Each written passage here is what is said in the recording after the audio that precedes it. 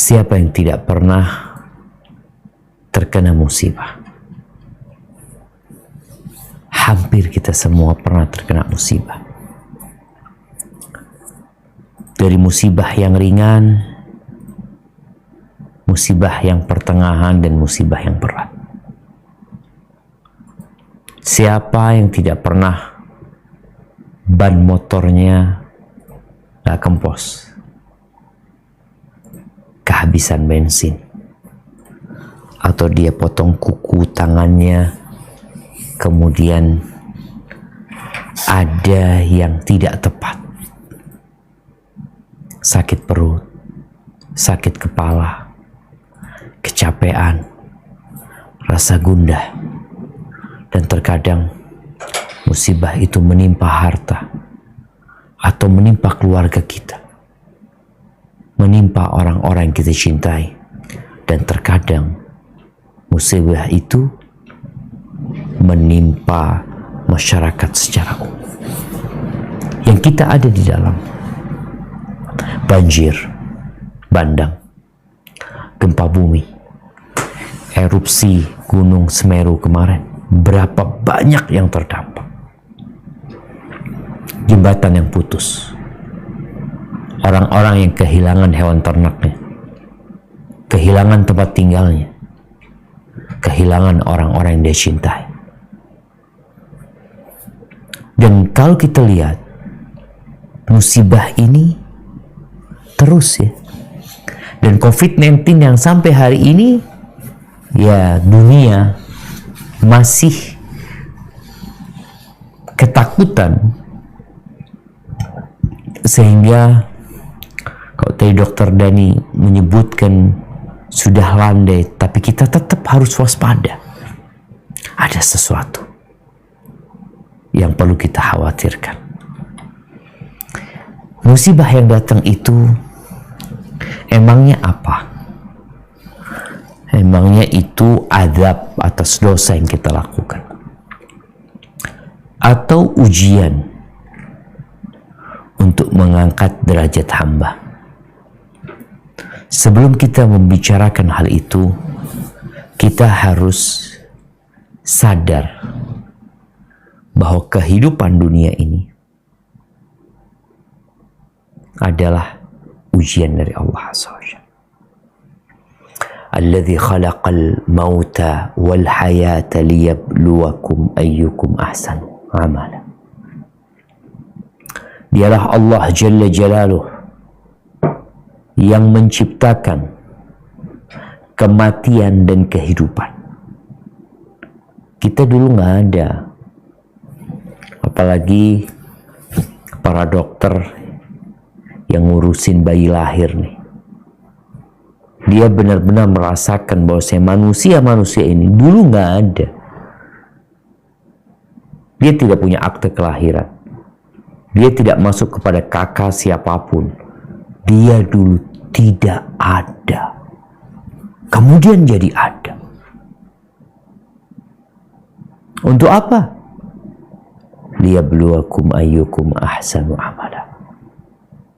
Untuk menguji siapa di antara kalian yang paling baik amalannya. Berarti kita sekarang sedang berada di ruang ujian. Yang beriman, yang bertakwa, yang senantiasa sholat malam, dia sedang berada di ruang ujian. Taib yang tidak sholat, yang terus berbuat maksiat, orang-orang kafir yang tidak beriman, dia berada di ruang ujian. Kita berada di ruang yang sama, hanya tidak semuanya lulus dalam ujian ini. Ahibati fillah, kita ingin mengetahui apakah yang menimpa kita itu azab dari Allah atau itu ujian untuk mengangkat derajat. Maka secara umum, kalau kita membaca Al-Quranul Karim yang merupakan firman Allah Jalla Jalaluh dan membaca sunnah Rasul Sallallahu Alaihi Wasallam, maka kita akan mendapati sebab terjadinya musibah, di samping hikmah dari musibah yang menimpa itu, sejatinya ada dua.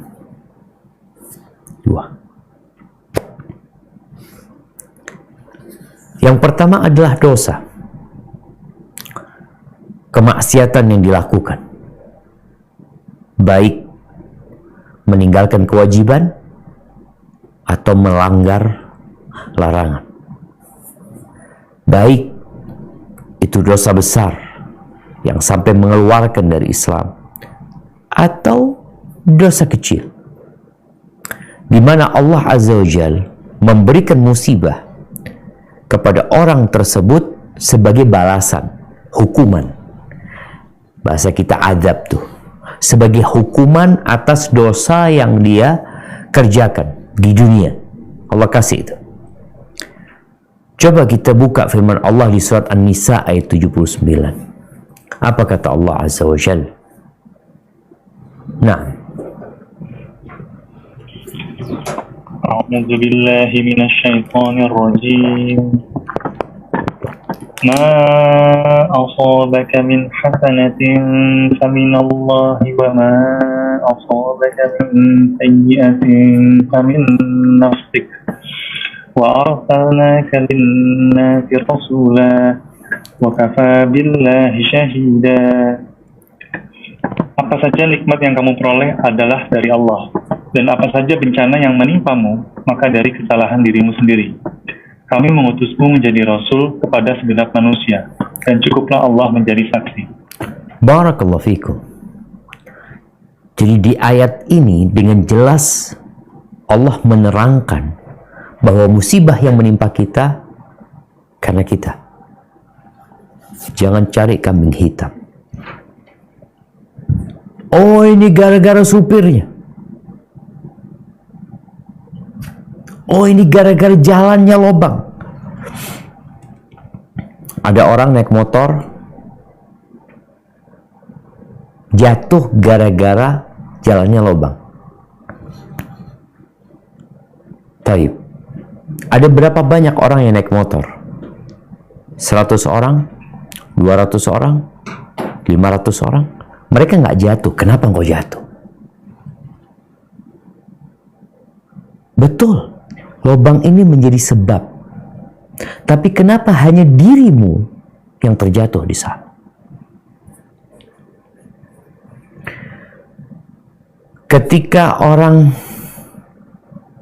makan di sebuah restoran bersama kawan-kawannya, dia sakit perut. Yang lainnya nggak sakit perut. Kok bisa? Motor yang di parkiran atau sandal yang diletakkan di masjid, pulang sandalnya dia hilang. Kenapa kok sandalnya dia? Kok bukan sandalnya fulan dan fulan?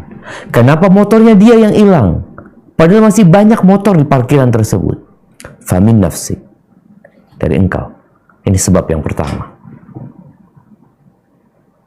Apa saja musibah yang menimpa kita, perkara yang tidak kita sukai, maka kita adalah penyebabnya. Kesalahan kita. Para ulama tafsir mengatakan bidambik. Jadi ini azab buat orang ini. Karena sebabnya dosa, turun hukuman buat dia, dan nanti akan menghapuskan dosa dia sebenarnya. Ya, orang kalau sudah dihukum kan bebas sudah. Kemudian di surat Asy-Syura ayat 30.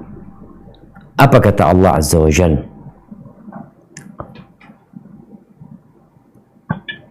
A'udzu billahi minasy syaithanir rajim. Wa ma asabakum min musibatin fabima kasabat aydikum wa ya'fu an katsir. Dan apa saja musibah yang menimpa kamu, maka adalah disebabkan oleh perbuatan tanganmu sendiri, dan Allah memaafkan sebagian besar dari kesalahan-kesalahanmu. Subhanallah ya. Artinya banyak kesalahan yang kita lakukan yang Allah tidak memberikan hukuman, Allah memaafkan. Tapi Allah sebutkan, kalau engkau tertimpa musibah, maka Engkau penyebabnya. Ahibati fillah, siapa yang tidak berbuat dosa? Oleh karena itu, tatkala turun firman Allah di surat An-Nisa ayat 123, para sahabat Nabi yang diantaranya Abu Bakar Siddiq radhiyallahu taala anhu merasa berat sekali. Coba kita baca ayat yang menyebabkan Abu Bakar, laisa bi amaniyikum wala amani ahlil kitab man ya'mal su'an yujza bihi wala yajid lahu min dunillahi waliyyan wala nasira. Pahala dari Allah itu bukanlah menurut angan-anganmu yang kosong dan tidak pula menurut angan-angan ahli kitab. Barang siapa yang mengerjakan kejahatan, niscaya akan diberi pembalasan dengan kejahatan itu. Dan ia tidak mendapat pelindung dan tidak pula penolong baginya selain dari Allah. Subhanallah. Abu Bakar merasa berat bagi dia.